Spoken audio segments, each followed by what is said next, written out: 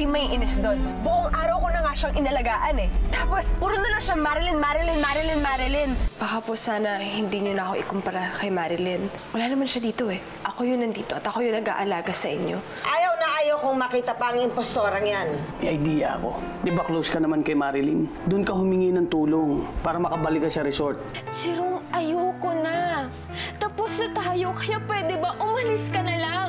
Ayaw na kita makita kahit kailan! Ganun na lang ba yun, Marilyn? Ganun na lang ba kadali sa'yo ang lahat para itapon yung pinagsamahan nating dalawa? Bigyan mo pa ako ng isang chance. Umalis ka na lang. Pinalis ko na po si Jerome. Good. May gusto lang po sana akong hilinging pabor sa inyo. What is it? Huwag niyo na din guluhin ang buhay ni Jerome. Okay. Salamat po, Lola. Kung nakinig ka lang sa akin, Brad, hindi ka dapat nasasaktan ng ganyan ngayon.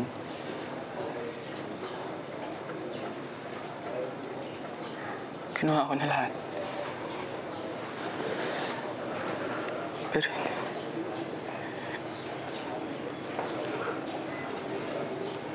Pero hindi pa mapatawad ni Marilyn. Hindi pa rin siya naniniwalang mahal ko siya. O siya, game. Ilabas mo na lahat ng sama ng loob mo, Jerome. Ha? Pero pagkatapos niyan, kalimutan mo na si Marilyn, ha? Huwag mo nang ipilit yung sarili mo sa kanya. Kailangan mo mag-move on, eh. Chef, ano ko gagawin yun?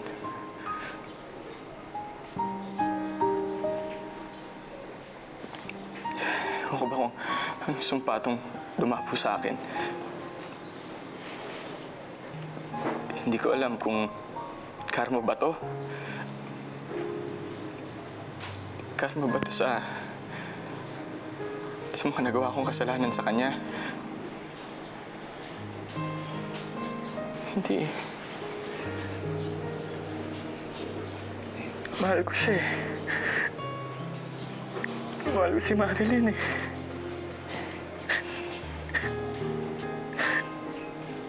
Chong, huwag ka namang magpakalunod dyan sa sakit na nararamdaman mo.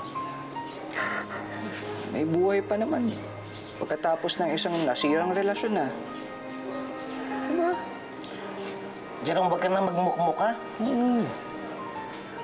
Abutin mo pa yung mga pangarap mo, oh. May paano kinabukasan mo? O yung kilala kong cruise director, papakilala kita ron para makapag-apply ka doon. Yun, no? Ha?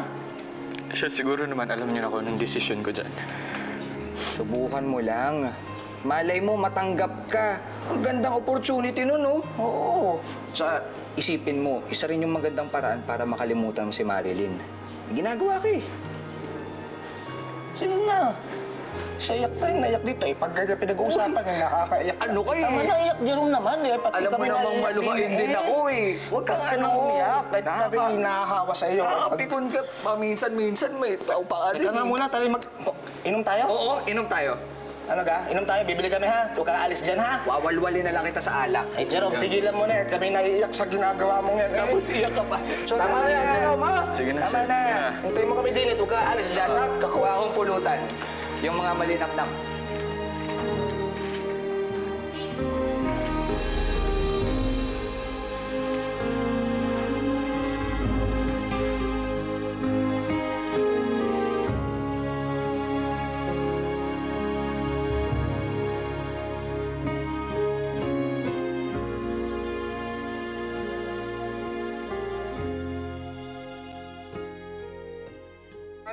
Ba, kanina pa tayo paikot-ikot dito. Saan mo ba talaga balak magpunta, Darlene? Basta ayoko pang umuwi sa resort, Allison. The last thing I want to see is that ugly and irritating face of Marilyn. Sorry, but I'm not in a good mood for a joyride tonight. Gatid mo na ako sa bahay and you can go wherever you want, okay? Teka lang, Allison. Huwag ka naman ganyan, oh. I really need a friend right now. As much as I want to, but I really can't. I have a badminton game tomorrow, so hindi ako pwede magpuyat. So, yun ang sinasabi mo, ha? Na mas importante yan kaysa sa akin? This might hurt, but yeah. Bukas ko na lang ulit kasi makikita yung coach ko. And You know how much I like him.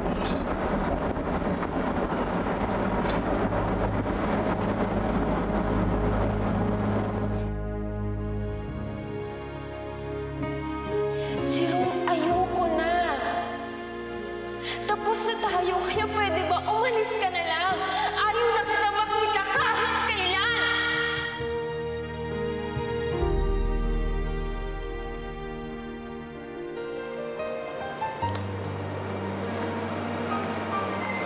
Jerome?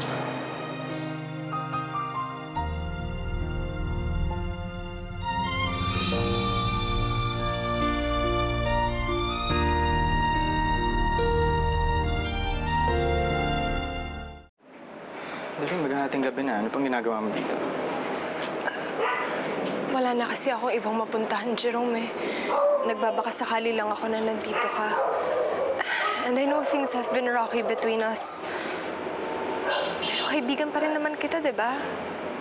Naghahanap lang naman ako ng kausap eh. Tama pala yung dating mo eh. Nagdadaanan din ako ngayon. Kailangan ko rin ng kausap. Bakit?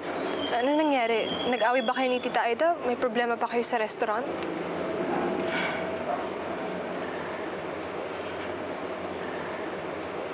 Inasted ako ni Marilyn.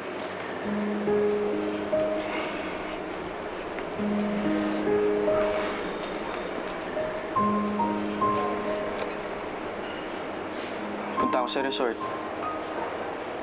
Punta ako dun para makipag-ayos.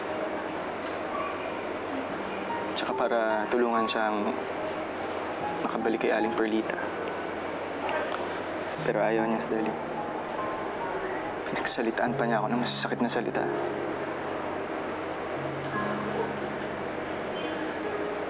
Tapos, ayaw na daw niya ako makita kahit kailan. Eh, bakit? Di ba mahal ka ni Marilyn?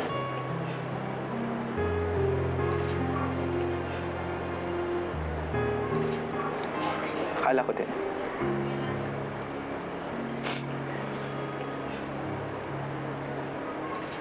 Pero siguro sawa na rin siya.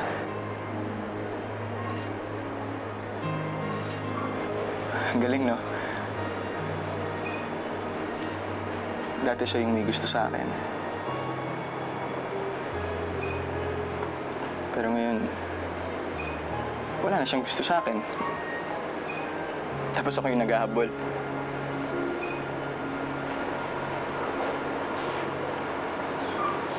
Ikaw, darling. Ano bang problema mo? Pumunta kasi ako kay Nay Perlita kanina. Inalagaan ko siya, tapos binantayan ko. Pero wala eh. Wala siyang ibang bukang bibig kundi si Marilyn. Nalulungkot lang ako kasi... Kasi narealize ko na yung tunay kong ina. Mas mahal niya pa rin si Marilyn kaysa sa akin.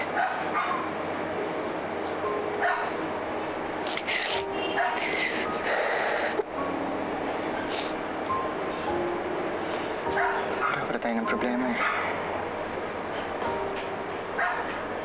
Pareho tayong hindi kayang mahalin ng mga taong gusto nating magmahal sa atin. Alam mo, hindi ko alam kung bulag ba si Marilyn o tanga lang siya. Dahil ikaw yung pinaka-sincere, pinaka-responsable, pinaka-loving na taong nakilala ko. Ikaw rin naman, darling. Wala ka sigurong... Wala kang top up. Hindi ka naman mahirap mahalin.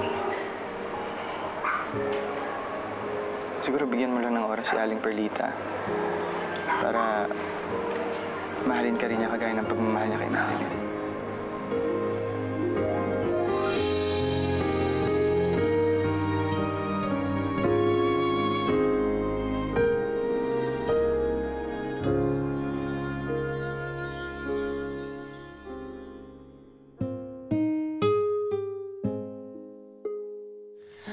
Marilyn, nasasabi mo lang yan kasi naguguluhan ka sa mga nangyayari. Kung kailangan mo pa ng oras, sige, maghihintay ako, Marilyn. Maghihintay ako. Ano ba, Jerome? Ano ba? Hindi ka ba talaga nakakaintindi? Kahit Tagalog, hindi mo maintindihan. Ayoko na sa'yo. Tapos na tayo. Umalis ka na lang dahil ayaw na kitang makita.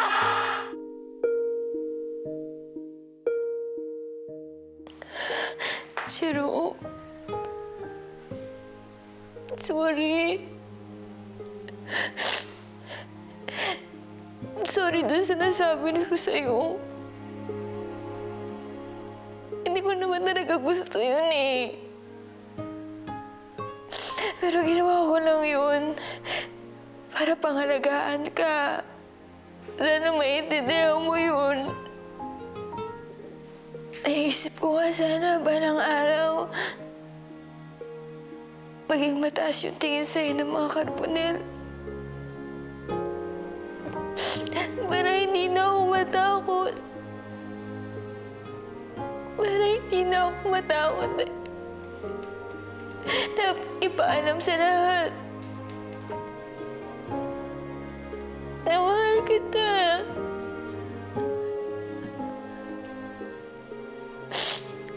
Kung alam mo lang, Jerome, na mahal pa din kita. Sorry, Jerome. Sorry.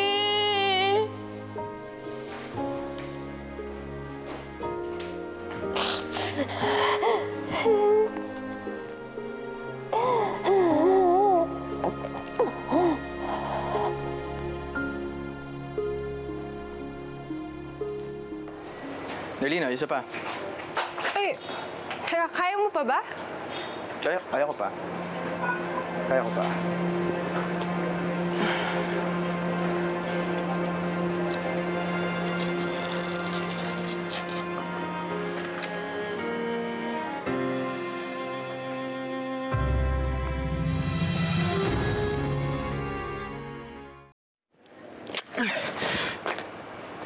Ano ba ginagawa mo, Darlene? Teka, Jerome, ano bang mali sa ginagawa ko?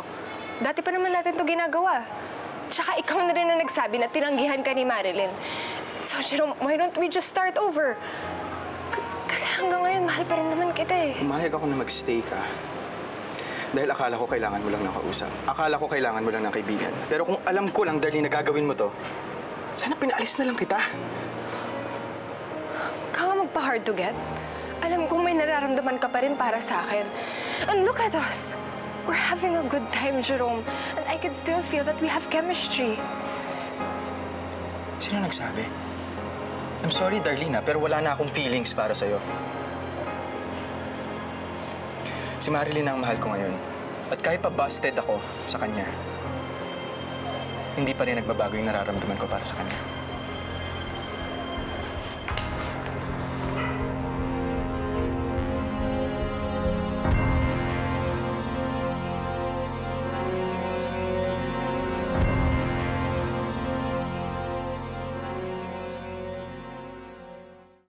Seriously?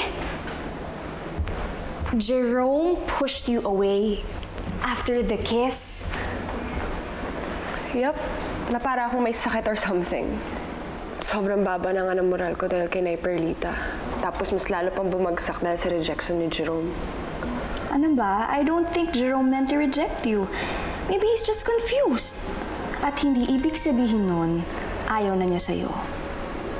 Alam mo kung ako sa'yo, hindi ako agad give up. Lalo na ngayon na binastad siya ni Marilyn.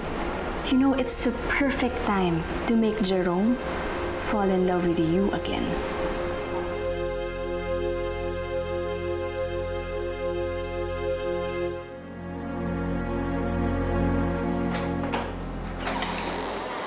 Kumusta mo naman sa nanay Aida mo? Tatawagan ka na lang naman para sabihin na kung anong resulta ng interview mo. Salamat po, sir. Okay. Ano? Kamusta ka? Halika.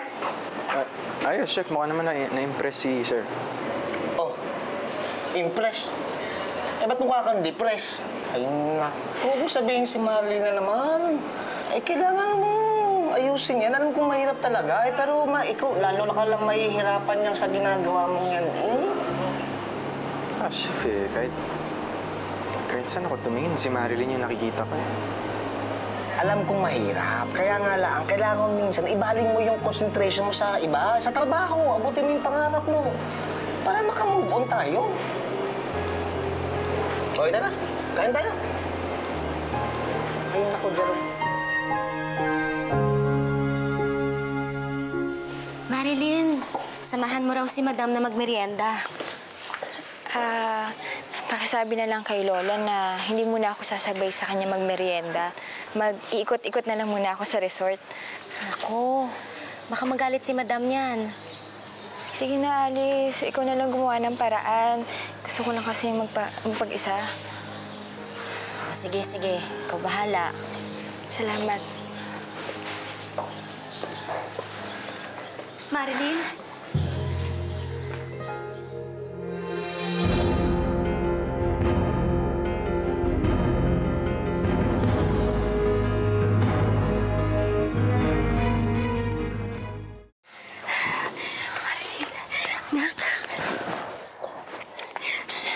Anak, miss na miss na kita. Alam mo, nung nalaman ko kay Ziggy na dito ka nakatira sa resort, nag-alala ako kasi naisip ko na baka mamaya apihin ka dito ni Mama. Pero ngayon nakita ko na okay yung kalagayan mo dito, masaya ako para sa'yo. Pwede ba? Marilyn, hanggang ngayon ba galit ka pa rin sa akin? Anong gusto mo maramdaman ko? Matuwa ako na nandito ka? Pagkatapos ko malaman yung kasalanan mo sa akin, na pinagpalit mo ko dahil sa itsura ko. Sa tingin mo papatawad kita? Marilyn, matagal ko na naman pinagsisihan yung mga nagawa ko sa'yo eh. Sana naman patawarin mo na ako. Si Ziggy nga napatawad na ako eh. Kabalikan kay ni Sir Ziggy. Oo, anak. Pero, hindi pa alam ng Mama. Naghanap pa kami ng tamang tiyempo para sabihin sa kanya. Kaya nga ako nagpunta dito eh. Gusto ko sanang humingi ng tulong sa'yo. Tulong? Nabalitaan ko kasi na malapit kayo ng mga sa isa't isa. Baka naman pwede mo akong ilakad sa kanya oh. Para naman makabalik na ako dito. Kasi gusto na kita makasama eh. Lumabas din ang totoo. Na kaya ka pumunta dito, hindi dahil gusto mo mag-sorry sa akin.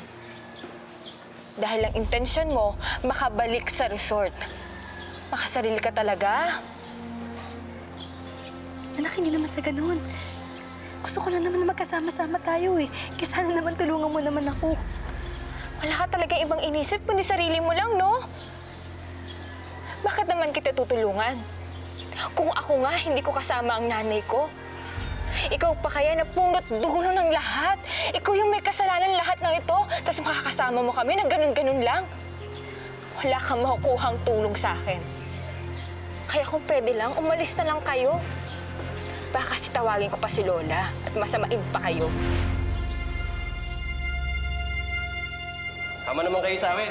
Ni Chef Andy, mag-happy-happy tayo para makalimutan niyo yung problema niyo. Oo nga, Jerome. Ismail naman dyan pag may time. Ay baka ikaw eh, mahipa ng hangin dyan. Ay naku, eh mas pupugi pa ako sa'yo. Salamat, Chef Andy, Jessie. Na-appreciate ko yung effort na pagpapasayo niyo sa akin. Thank you.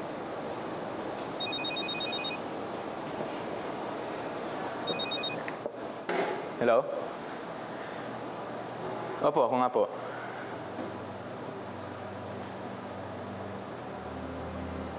Makakaasa po kayo. Maraming salamat po sa pagtawag.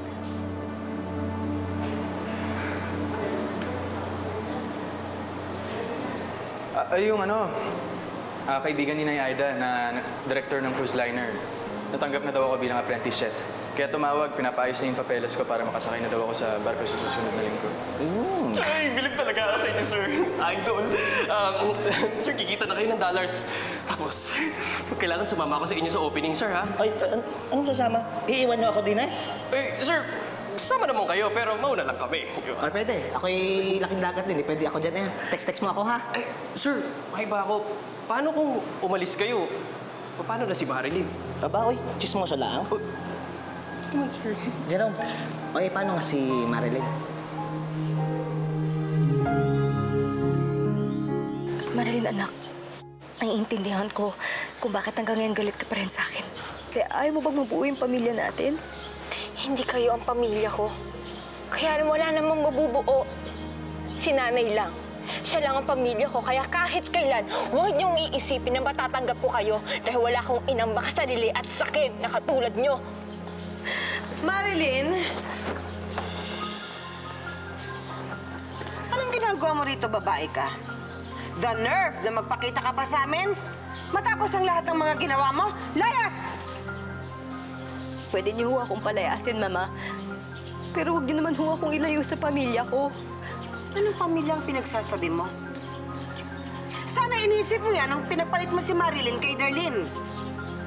Kahit kailan hindi ka naging mabuting ina. Kay Darlene o kay Marilyn. Kaya lumayas ka, hindi kita kailangan. Lumayas ka. Mama, huwag niyo naman po akong palayasin. Lumayas ka! Ano ginagawa mo rito? Malaki ang atraso mo sa akin! Niloko mo kami lahat! Lumayas! Lumayas ka! Sige! Palayasin mo babae niyan! Huwag mo hayaang ilayo nila sa akin si Marilyn, sige. Sige mo naman kayo ngayon. Totoo na nagkamali ka na tayo. Please naman. Anong pinagsasabi mo? Gaga ka? Ha? Sige, tell her na hindi mo na siya kailangan at you're seeing someone. Ilusyon natin yung babae niya. Palayasin mo yan.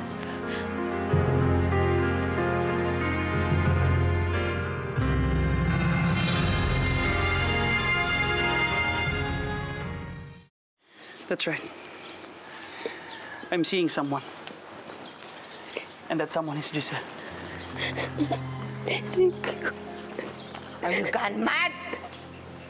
Matapos ang mga ginawa sa'yo ng babaeng yan, niloko niya tayo. Ikaw, 18 years, sige. Minukha tayong tanga ng babaeng yan pagkatapos tatanggapin mo ng ganun-ganun lang? Hindi! Palayasin mo yan! Mama, hindi ko naman nakakalimutan yun eh. Pero napatawad ko na si Giselle. I've given her a second chance dahil mahal ko siya. Palayasin mo yan, Ziggy. Leave her! Mama,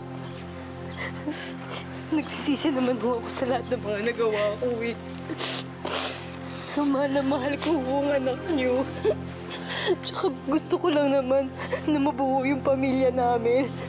Kaya sana naman ho, bigyan niyo pa ako ng isang pagkakataon. Please naman po.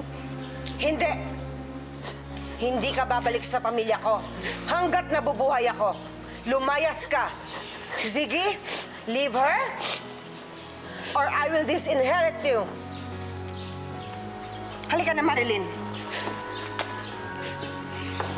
Marilyn.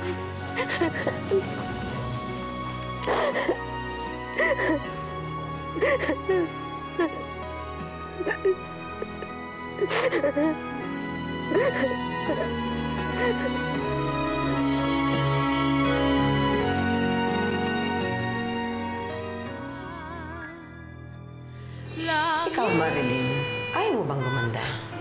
Masaya na po ako anong binigay sa akin ng Diyos. Malay mo, kapag nabago ang itsura mo, mabago rin ang lahat.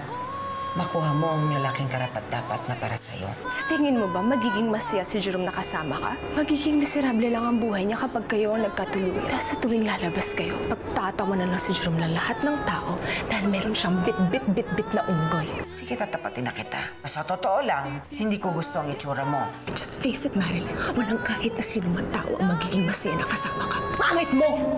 Payag na po ako. Payag na po ako magparetoke ng mukha. Simula nang nagpapalit ng mukha yung si Rodora, nagbago na rin ang ugali niya. At ayokong mangyari kay Marilyn yun. Ayokong matulad si Marilyn sa babaeng yun. Sa pamilyang ito, ako yung maganda. Ako yung mukhang prinsesa. At ikaw yung pangit na kinakahiya ng lahat ng tao. Palibasa, yung kagandahan mo lang yun ay pagmamalaki mo eh. Pero kapag ako, nabago ang itsura ko, baka ikaw ang dapat kabahan. Hindi lang kita tatapatan. Hihigitan pa kita.